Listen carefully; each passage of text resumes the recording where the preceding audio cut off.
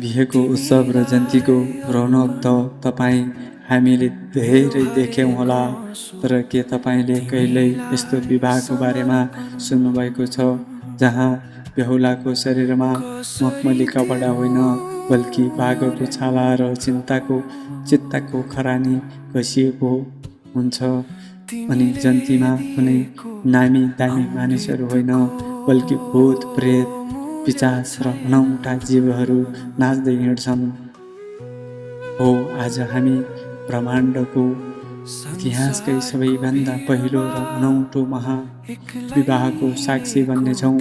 साक्षात् बैरागी महादेव जब माता सतीलाई भेटाउन बेहुला बनेर निस्कनुभयो तब कस्तो अद्भुत दृश्य देखियो त।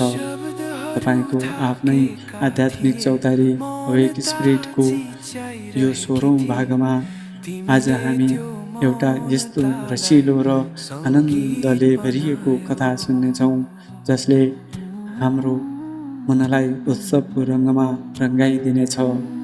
आउनुहोस् खुसी मनले श्रवण गरौँ।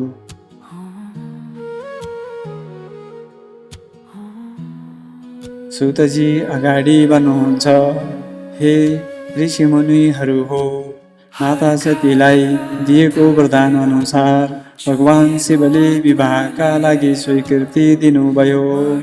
यो खबर सुन्ने बित्तिकै देवलोक र कैलाशमा खुसियालीको सीमा रहेन।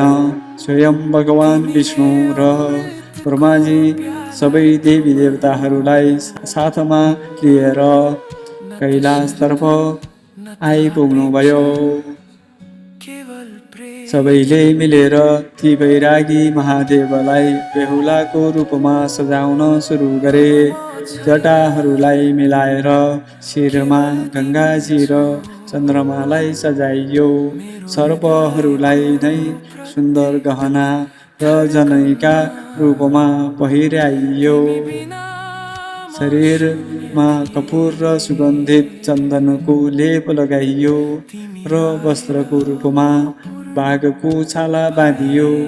जब महादेव आफ्नो वाहन नन्दीको माथि सवार हुनुभयो तब उहाँको त्यो अलौकिक रूप देखेर साक्षात् कामदेवको सौन्दर्य पनि फिका देखियो।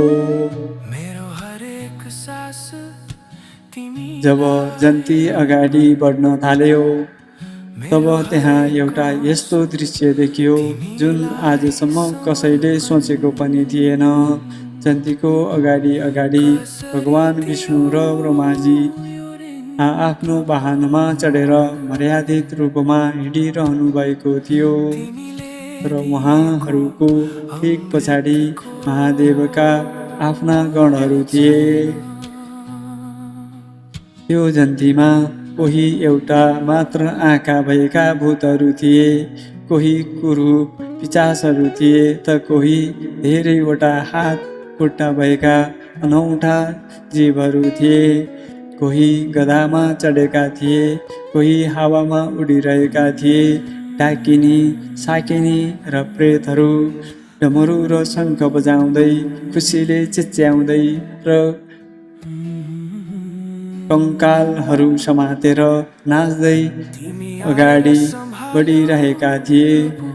यो कुनै डरलाग्दो जात्रा जस्तै देखिन्थ्यो, तर ती सबै आफ्नो स्वामी महादेवको विवाहको खुसीमा पागल भएका थिए। जब यो अनौठो जयन्ती दक्ष प्रजापतिको भव्य नगरको नजिक पुग्यो तब त्यहाँ हाहाकार मचियो। नगरका मानिसहरू र साना बालबालिकाहरू ती भूत प्रेत र डरलाग्दा जीवहरूलाई देख्ने बित्तिकै सातो गएर आफ्नो घरभित्र लुक्न थाले।